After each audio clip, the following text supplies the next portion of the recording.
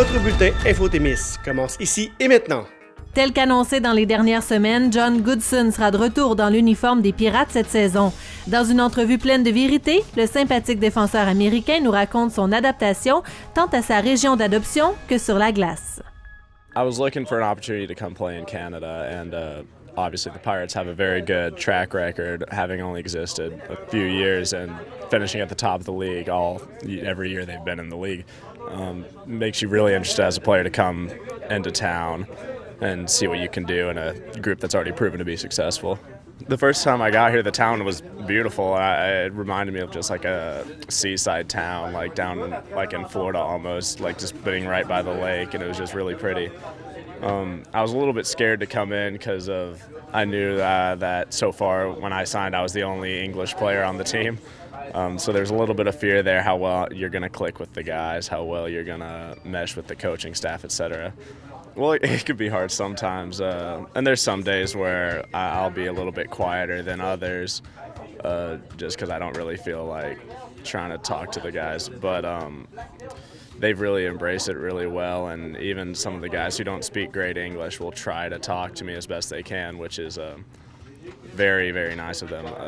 That's one of my rules I've made for myself is don't be mean to anyone like trying their hardest to speak English. That's also because when I start trying to speak French, I don't want anyone trying to be mean to me. Marc-Andre, and even one of the things, like the first time I contacted him, I sent him some video. He was like, one of the things we had to work on was like my forward skating, because I taught like in Tennessee. Neither of my parents had ever skated before. I taught myself how to skate, and so that kind of led to me having my strides a little weird. So the first thing, even on the video, he goes, we're gonna have to work on your stride. He was gonna we're gonna have to break it down, and that's what we're doing. We'll have maybe 10 minutes after practice, he'll say, hey, do this drill or do that, and then it'll just be another drill for me to have up in my mind. So like before practice, after practice, I'm able to get those few extra reps in, and then just keep progressing in my game. So hopefully I'm able to build up to the point where I'm playing at the same level as like some of the older guys on this team. And it just feels like the community, especially like in Ville Marie, has really quickly accepted me. And it's a really great feeling to feel that. It's something that pushes you every time you go to practice, pushes you. You want to get better for the people who are coming into the stands, coming and supporting the boys. It just makes you want to make them proud. It's an amazing atmosphere. That's one of the things I've talked about to everyone here about is like how in a lot of hockey teams they'll be the team, but then within the team there's a bunch of groups of individuals. There'll be maybe these three people. Here it is one group, like it's a family. It's a group of guys, and no matter what, like somebody tries to hit me in the last seconds of the game, everybody on the bench is defending me, and because you don't do that. Like everyone's looking out for everybody. Everyone's trying to help everybody in every way possible. So it's an amazing group of guys. I've played a little bit of other sports. I played lacrosse off and on. But hockey was just something that clicked with me very quickly. Like from a young age, I wasn't super athletic, but the second I found hockey, I started skating when I was 12. I found hockey, and it was an escape from everything. It was something that made me happy, it was somewhat easily accessible. And I could get on the ice for an hour, go play around with some friends, and just forget about other things going on in the world, yeah. Annie Roy, propriétaire de l'Éden Rouge, informe la population témiscamienne sur l'arrivée des travailleurs de l'étranger dans l'entreprise. Elle fait le point sur les mesures qu'ils ont dû suivre afin d'assurer la sécurité des citoyens. En partant, je n'étais pas tellement chaude à l'idée d'avoir des travailleurs étrangers qui venaient de l'extérieur. On est une entreprise locale qui vend sur le marché local. On avait de la main-d'œuvre locale. Il y avait quelque chose qui, pour nous, là, faisait pas l'équation. Mais ça a été le travail, la surcharge de travail, autant pour moi que pour le personnel qui était en place. Ce qui a fait qu'à un moment donné, on en est venu à l'évidence. Tu sais, mes employés, à un moment donné, ont dit « Annie, il va falloir qu'on y aille. On n'est plus capable, personne, on est tout exténué. À un moment donné, il va arriver ce qui est arrivé. Il va y avoir un burn-out, il va y avoir quelque chose qui va arriver. Fait que c'est ça qui a fait en sorte qu'on a été vers ça. Il y a aussi le fait qu'il y en a qui avaient déjà commencé aux alentours. Ça rassure, ça le fait, les gens sont capables, l'intégration est quand même pas si mal. Fait que c'est ça qui a fait qu'on a été. C'est vraiment un manque de personnel.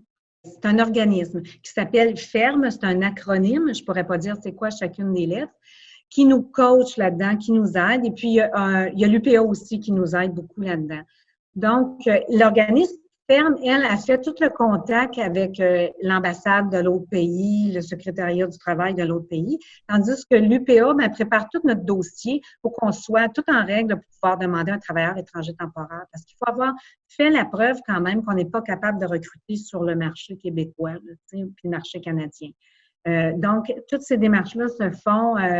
Oui, on a des sous à payer pour ça, mais on est très bien accompagné par rapport à ça.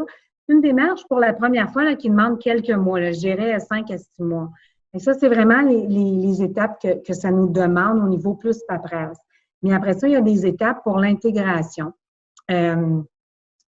Faut vraiment essayer d'aller chercher des outils pour se débrouiller un petit peu en espagnol. C'est sûr que la première année, quand tu le fais, tu ne parles pas beaucoup espagnol parce que ça t'en fait beaucoup. Il y a des cours qui se donnent via l'UPA. Il y a aussi des gens qui savent parler espagnol, qui peuvent nous aider à monter des documents, des choses comme ça.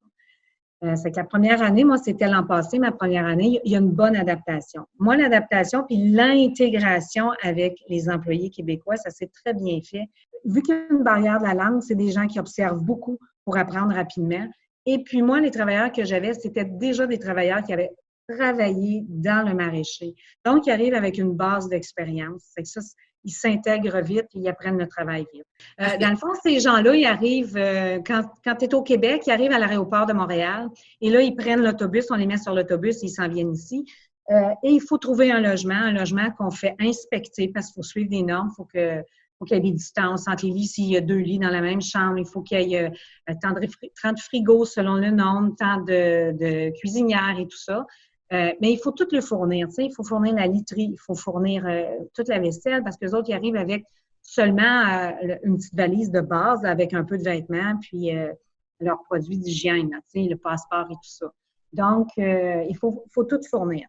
La seule chose qu'on n'a pas à fournir, c'est la nourriture. Ils vont faire leurs épiceries et tout ça. Fait qu'ils arrivent en autobus, on va les chercher à Rouen, on les amène au logement et puis là, le lendemain ou le surlendemain, ils sont prêts à travailler. On a souvent un petit peu la paperasse à faire au niveau RAMQ, au niveau numéro d'assurance sociale, des petites choses comme ça. Fait que généralement, on les laisse se reposer une journée complète là, parce que quand ils arrivent, là, ils ont beaucoup d'heures de vol et de voyage en arrière de la cravate. Donc, on les laisse se reposer, on fait la petite paperasse et le surlendemain, ils commencent à travailler puis ils se mettent très vite en marche. Puis là, comme moi, j'ai les mêmes cette année, ils connaissent déjà les heures, qu'est-ce qu'on fait dans l'entreprise, ils vont très vite s'intégrer. En temps de pandémie, ça a été différent. Les gens sont arrivés. Bon, il y avait d'abord un contrôle de santé à faire au Mexique. Ils ont eu un contrôle de santé à faire en arrivant à Montréal, à l'aéroport. Après ça, ils embarquaient immédiatement dans un autobus nolisé. Ils s'en venaient ici directement pour pas avoir à faire d'arrêt, puis pour pas que nous, le producteur agricole, on se contamine s'il y avait quoi que ce soit. Arrivés sur place, il y a 14 jours de quarantaine. Là, ils sont en plein centre de leur quarantaine. À chaque jour, on doit prendre une température. On y va par Skype. On a un thermomètre digital. Ils prennent la température devant nous. Ils nous l'affichent. On a des questions au niveau de la santé à leur poser. Ils ont un procédé de désinfection. À chaque fois qu'ils vont à la salle de bain, désinfecter la salle de bain. Les heures dans la cuisine, pour pas que personne se rende compte qu'ils ont des heures différentes. Chacun cuisine ses choses séparément. Chacun a sa vaisselle séparée pour être sûr qu'il n'y ait pas de contamination. Ils ont droit à 2 sorties par jour seulement sur le terrain du logement. C'est ça, c'est contrôlé comme ça. S'il y en a un qui développe des symptômes, il est sorti immédiatement, il est isolé pour être certain de ne pas contaminer les autres. Et puis, s'il y en a un qui est contaminé, bien, les autres, la quarantaine recommence à 0. Du moment où on en sort un, la quarantaine recommence à 0. Donc, c'est un processus très bien suivi, très bien encadré. On ne veut pas que ces gens-là viennent contaminer le petit village ou le Témiscamingue, puis notre entreprise, puis nos employés, parce que là, jusqu'à date, nous, tout va bien, on suit nos protocoles, nos 2 mètres de distance, nos lavages de mains, on regarde l'état de santé de chacun de nos travailleurs à chaque matin. mes travailleurs québécois. Puis si mes travailleurs québécois ils ont un doute, le matin, ils m'appellent, Annie, je me présente pas, je fais de la fièvre ce matin, ou jusqu'à date, il n'y a rien arrivé, tout le monde est en bonne santé. Donc, on fait bien attention pour ne pas rien contaminer. Donc, eux autres, ils ont embarqué là-dedans, ils étaient au courant. Moi, je leur avais envoyé les documents avant qu'ils s'en viennent. Regardez, c'est ça, vous allez devoir vous conformer. Parce que, moi, je voulais être certaine qu'ils se disent, avoir su, je ne serais pas venue. C'est qu'ils savaient à quoi s'attendre. Ils ont arrivé, ils ont embarqué dans le processus, ils ont très bien compris. Puis, tous les documents étaient traduits en espagnol, donc ça a très bien été. Dans le fond, nous, Ferme Nord-Vie et nous, nos travailleurs sont dans le même logement. Puis le logement est au centre du village. C'est qu'on voulait être certain que les gens ne soient pas inquiets, se demandent, ils vont suivre les normes, est-ce qu'ils sont contaminés, Donc, on a pris les devants, on a fait un post sur Facebook. Dans des commerces de gigs, la petite boucherie, la caisse, la poste, on a été mettre un petit poster indiquant que les gens arrivaient, qu'ils avaient suivi les normes, qu'il y avait eu un dépistage au niveau du Mexique, au niveau du Canada, et qu'ils suivaient les normes, qu'ils étaient en quarantaine, puis qu'ils seraient comme tout le monde. Dans le fond, c'est qu'on a voulu prendre les devants, parce que les gens, souvent, par ignorance, parce qu'ils ne savent pas, il va y avoir de la discrimination, les gens vont avoir peur, et puis là, on ne voulait vraiment pas créer ça au niveau du village de Saint-Bruno-de-Guigue, une genre de panique. Donc, on a pris les devants pour être certain que ça n'arrive pas. Moi, mes travailleurs étaient là depuis l'an passé, puis il y avait une belle intégration dans le village. Tout le monde les saluait. Ils saluaient tout le monde. Je voulais pas que tout ça se détériore. C'est qu'on a pris les devants pour être certain que les gens soient au courant. Puis quand tu es au courant, ça te fait plus peur. Puis généralement, les préjugés tombent. Accueillir des travailleurs étrangers temporaires, pour la première fois, moi, c'était pas ma première fois cette année, c'est quand même quelque chose de gros pour un producteur. C'est beaucoup de choses à penser. Le logement, les draps, le site. C'est comme si tu allais porter ton étudiant aux études, mais au travers de tout ton gros travail. Et puis là, il y a une barrière de la langue. C'est pas évident. Oui, tu as Google Traduction. Oui, tu as site. Mais il y a une pression. Je te dirais que les 2 premières semaines, là, puis avant qu'il arrive, il y a une grosse pression. Là, à un moment donné, tu intègres, tu assimiles, c'est mieux. Là, cette année, il y avait plus ça, mais il y avait le stress de la pandémie. Et ça a été un gros stress parce qu'il y a beaucoup de choses à respecter. C'est vraiment assez impressionnant. Je sais qu'il y a beaucoup de d'employeurs que cette année, c'était leur première année qu'il y avait des travailleurs étrangers et ils ont cancellé. Parce que la somme de stress d'une première année combinée avec la pandémie, toutes les normes, ils ont dit non, moi, c'est over, je cancelle. Et je les comprends parce que moi, ça m'est arrivé. Je ne suis pas certaine que j'aurais supporté le stress des deux. Comme entreprise, on ne veut pas qu'il arrive rien à nos Témiscamingiens. On est une entreprise locale qui a à cœur de vendre des produits de qualité au niveau local. C'est sûr qu'on ne veut pas qu'il arrive rien à notre local. On est proche de nos gens, on a le feedback tout de suite des gens.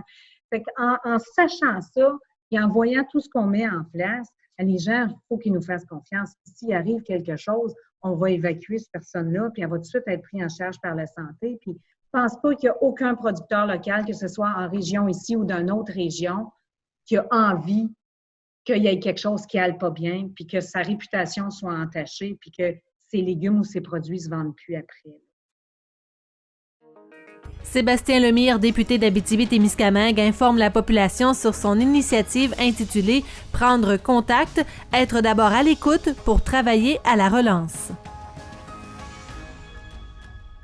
L'idée part d'un besoin, évidemment, en politique qui est d'être proche des gens. Ça, on n'y échappe pas. Puis l'aspect terrain, moi, c'est quelque chose qui me motive beaucoup. La réalité, c'est que l'été risque d'être, disons, moins, ne nous permettra pas d'être aussi en rencontre qu'on aurait voulu. L'annulation des divers festivals fait en sorte que ça va être plus difficile de prendre le pouls de la population.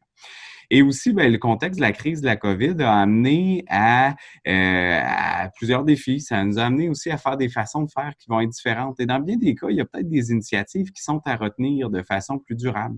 On voit beaucoup de citoyens de la région qui ont décidé de faire affaire beaucoup par l'économie circulaire.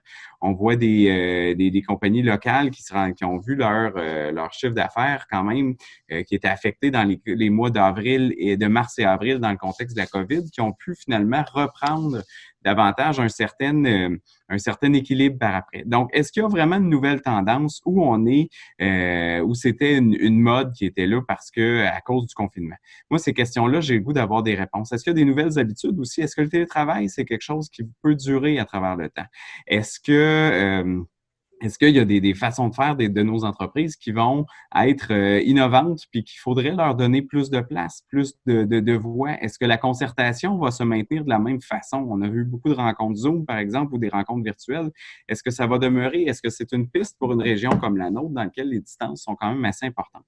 Donc, beaucoup de questionnements sont là, puis j'avais le goût de prendre le pouls des gens, que ce soit au niveau des citoyens d'abord, bien sûr, mais aussi des entreprises, des gens du milieu communautaire, des organismes culturels, de pouvoir aussi des gens dans les milieux municipaux, les milieux institutionnels, de voir qu'est-ce qui risque de changer, comment qu'on voit notre développement régional, est-ce qu'il y a des pistes d'innovation qu'on peut prendre. Le formulaire a été mis en ligne hier. On espère que la majorité des réponses vont pouvoir rentrer dans les 2 prochaines semaines parce que faut se donner un temps d'analyse. Puis aussi, ben c'est pas anodin au fait que moi, comme porte-parole du Bloc québécois, j'ai la responsabilité du développement économique et régional, l'entrepreneuriat et l'industrie. Donc, ça va me donner aussi des outils pour suggérer, dans mon rôle de parlementaire, puis aussi au sein du Bloc québécois, ben, des pistes d'action qui pourraient être gagnantes pour la relance. Puis quand je pense à une région comme la nôtre, ben, on est souvent perçu comme une région ressource. Donc, notre rôle dans l'économie, c'est de pouvoir sortir nos forêts, sortir nos minerais pour l'économie mondiale. Ben, est-ce que ça peut être plus large que ça? Est-ce qu'on peut miser enfin davantage sur la deuxième, la troisième transformation de nos ressources? Est-ce qu'on peut en profiter pour tenter de diversifier notre économie? Ben ça, visiblement, il va y avoir de l'argent dans les prochains temps, mais c'est pas garanti qu'il va y avoir de l'argent dans les prochaines années parce que ça a coûté très cher de gérer la crise de la COVID et tous les programmes qui ont été mis en place parallèlement à ça. Ben est-ce qu'il va y avoir de l'argent encore dans 2, dans 3 ans, dans 4 ans pour de la relance économique? On ne peut pas présumer de ça. D'ici là, ben, les gouvernements se sont annoncés pour pouvoir dire que la relance va être importante. Ben, il va falloir saisir cette opportunité-là comme région. Je pense que le désir de pouvoir contribuer, être plusieurs acteurs à contribuer ensemble puis se parler est un défi important. Est-ce que la crise de la COVID y change quelque chose pour moi? Pas nécessairement. C'était quand même dans des réflexions que j'ai souvent.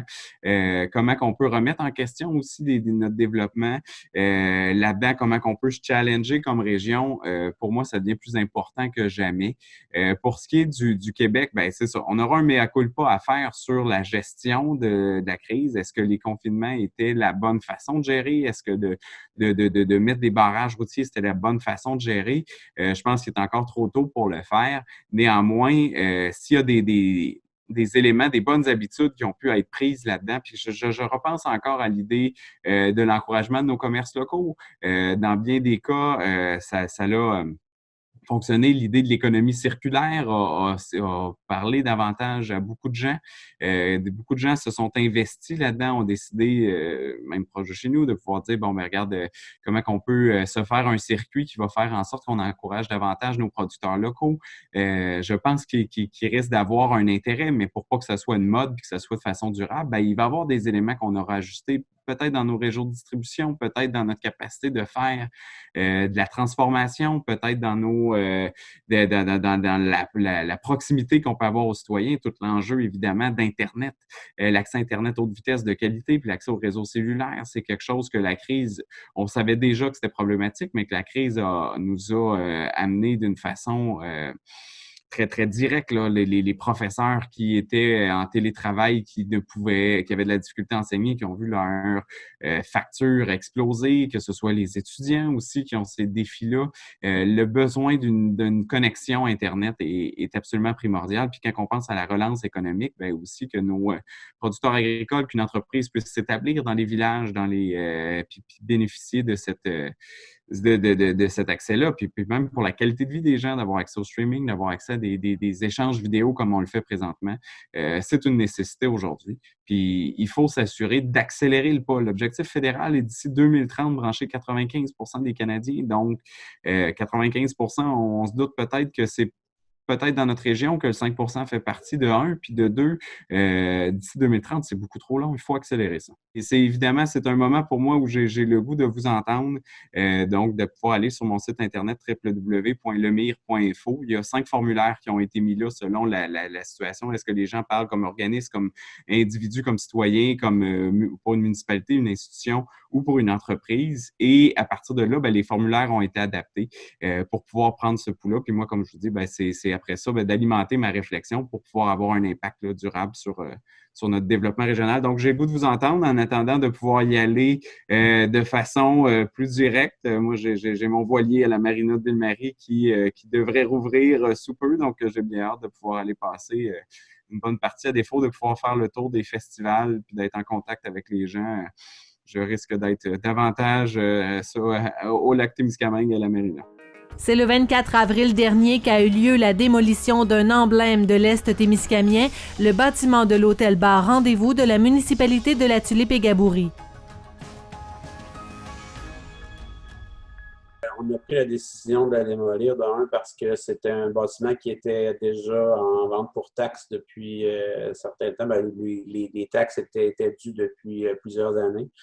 Donc, on a entrepris les démarches pour... la propriétaire a entrepris des démarches pour nous céder le bâtiment. Donc, on s'est dit que c'était le meilleur moyen de faire quelque chose avec ce bâtiment-là ou de le démolir parce qu'il était en train de complètement tomber. Donc, c'était la décision, malheureusement, la plus logique à ce niveau-là, d'en prendre possession et de la démolir pour la sécurité des gens. Il y avait de la nostalgie aussi beaucoup, c'est un édifice qui a été tellement marquant pour bien des citoyens puis des gens au Témiscamingue en général. Tu sais, c'est le bar Rendez-vous. C'est une institution à l'époque. Tu sais, chaque village avait son hôtel, chaque village avait son club de balle, puis il se retrouvait à l'hôtel après la game du jeudi ou du vendredi. Fait que il y avait beaucoup de souvenirs reliés à ça.